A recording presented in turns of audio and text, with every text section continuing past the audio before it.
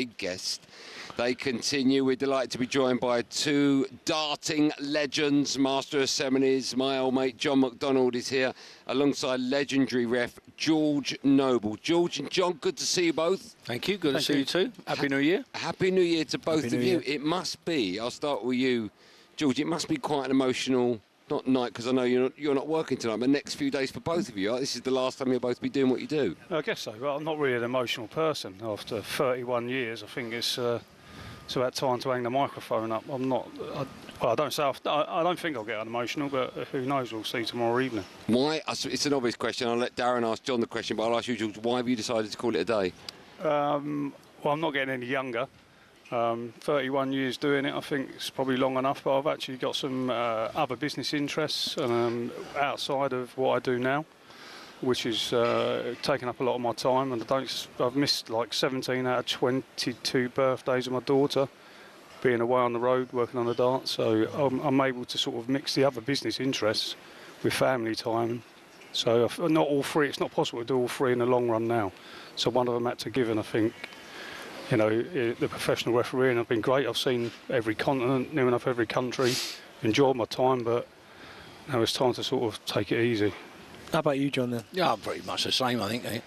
You know, I'm not getting any younger for sure. And I've missed so much of my own children growing up, let alone my grandchildren. Yeah. And I had what really spurred me on is I had a call. I've got a young grandson at the Chelsea Foundation, and his dad was at the Fulham Academy. You know, we're mad football people. And he said to me, I'm playing at Southampton tomorrow, Grandad. Can you come and watch? And I was like, no, I can't, mate. You know, I'm up in Leicester. And he said to me, it's all right, because my other granddad can take me. And I was like, I felt a bit left out again, you know, and I thought, you know, how many times do you do this in your life where you feel so left out? And I thought, you know what, I've had a good run, it's time for someone else to enjoy it, and maybe I can go off and enjoy them 8 beautiful grandchildren, my lovely wife, you know, that's what I'll do, and can't wait. Are you both completely leaving? Because we spoke to Russ Bray, came on our show a couple of weeks ago, and even though he retired, he's still sort of... Russ is busier now than he's ever been.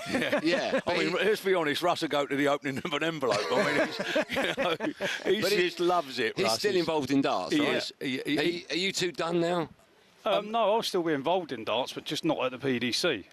So I'm behind a thing that Pluto on Pluto, a big stream channel with a Motor Super Series, which goes on 5 days a week, 50 weeks a year. So I run that on the side of doing this as well. So it's a dart. Basically, it's a stepping stone. You go there. If you're any good, you then make it to the PDC.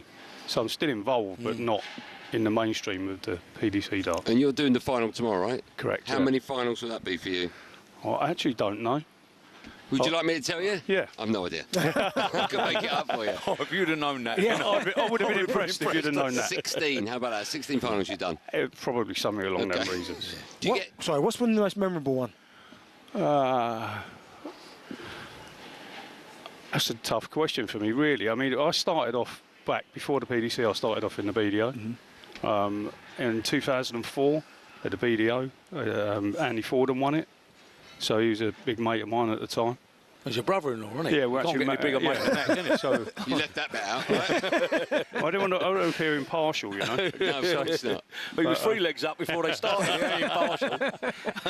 Yeah, so that was quite a good one. And then I guess you know, being involved with Phil Taylor's winning it, you know, the greatest players ever lived. That brilliant, I guess. But I mean, for me, one of the most favourite matches of mine was when Phil Taylor. It wasn't the World Championship; it was actually a final of the Premier League, when he hit 2 9-dot finishes in one match live on the TV.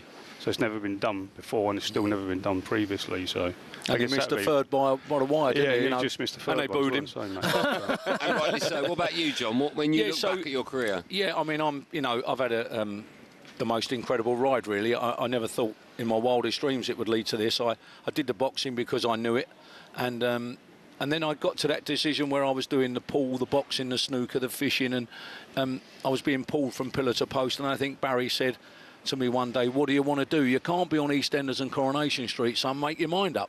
And I thought, well, do you know what? I've watched this darts go from little leisure centres in the Premier League to massive arenas, and I thought this might be the place to be, you know.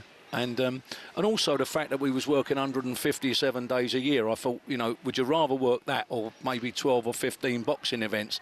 So I thought, you know, I was trying to box clever as well as run a business within my own family. I thought, well, you know, this will be great. I'll do the darts. And then when I made that leap of faith, that was it. It was non-stop, and it's just got bigger and bigger and bigger. And whoever takes over, whoever gets this job, they got the best seat in the house, and long may they enjoy it, you know, because I have. John, let me ask you then, because you've been around darts for a long, long time.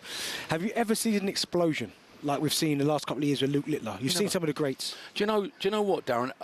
I'm a massive fan of young people, right? And yeah, we all saw Wayne Rooney get his chance at Everton and that, and he came on, and people going, he's a bit young, you know, and that old lovely saying, if he's good enough, he's old enough. Of course. And I'd never known anything like it. I've been around boxing with great boxers and snooker with great snooker players, but I've never ever been stopped in the street like I am. You know, he's good, that kid, isn't he? And I go, yeah, he is, you know, but there is like a lot of them. It's not just him, but they all know Luke Littler, no matter who they are. Airports, cafes, they all know who he is. And I've never known anything like it my whole life. Wow. It's last couple of years. There will be that conversation, is he the best ever? And obviously Phil Taylor with his 60 world titles, I think, holds that crown at the moment. Question. Do you think Littler has to get 17 before we can change our answer? Well, probably people would say that, but I think the field's a lot deeper now.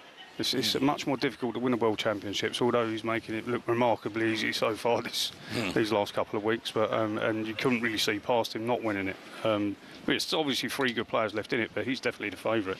But the field's a lot deeper now, so if he achieves anywhere near double figures, you know, he could easily be as classed as the greatest. I think now where it's deep. When Phil won his, I'm not taking anything away from him. When he's first 8, it was still a split. Well, a bigger split then, because a lot of the good players, like your Barnevelds and all the good players, and your Van Geurens, are still in a different organisation. And they come along and made the field a lot harder. So I think the field's as deepest now as it's ever been. So if he gets anywhere near double figures, it would be an amazing achievement. Do you think as well it could be down to when I talk about motivation, now it's £1 million to win tonight. Wow. So could that be a factor as to he doesn't have to go on as long to achieve the... I think so, yeah. I really think so. That's a great point. Now, I mean, don't go like John was saying before. We used to do like the European tour. When that first started, I was there when it first started. You get 300 people in a hall towards the European tour. Now you get 7,000. I mean, it's just absolutely exploding. That's it's over 3 days of tournament. You get 7,000 a day. You can't get a ticket. You can't get in there. It's gone through the roof. It's unbelievable. So, I mean, now it's much more difficult to win, but... Is there a ceiling, do you think, John? I'll ask you, do you think there's a ceiling as to how big darts can get? Because now it goes on longer than the Olympics, and there's the same amount of players as there is at Wimbledon, but we've only got one dartboard. They've got about 20 courts. So it's just, and we're moving to here next year as well. Andy, that's a great question, and I've got no idea. I wouldn't be at all surprised if it went to stadium level for every event. It really wouldn't surprise me.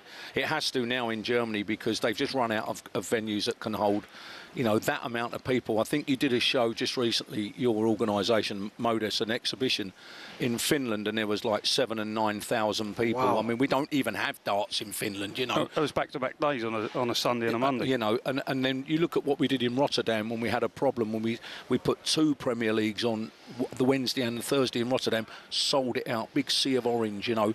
It was just, I don't know, Andy, I really don't. I mean, you're right in saying there was 22,000 at the you know, World at the Series Schalke finals. You remember when we went to the Schalke Stadium in Germany, I wanted to go and see where Ian Walker hit the scoreboard with a goal kick. I thought, that's near on impossible. He must have used a chipping wedge or something.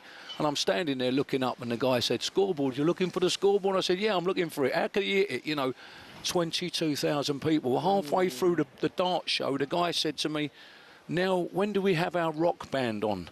And I'm like, a rock band? Are you nuts? What's that about? 22,000 people at darts. It's insane. Wow. I'll tell you what is interesting is, I think I'm right in saying that it's been here, Ali Palace, since 08. Before that was the Circus Tavern. I was lucky enough to go to a few of them. Would I be right in saying that neither of you, in that time, have ever sat in the audience and had a pint and enjoyed it? Never. Never. Well, I wouldn't have a pint anyway. I don't drink. But no. But you get a pint of orange. But you've never sat there and enjoyed it, right? You know what's weird about that, Andy? We get as many people now at the final in the press department, and that's, you know, our foreign television correspondents and press, that we had in the audience watching at Circus Tavern, you know. So is it possible that in the near future the O2 Arena, 16,000 people, will be the home of the world darts, and for 30, 40 days, however many people enter, that's where it will be sold out every event. Wouldn't surprise me. Wow. I mean, the tickets sold out in less than 2 minutes. And it's been at the O2 before, right, for the Premier League? Well, final when we there. sold that out, first time in our history, every single seat.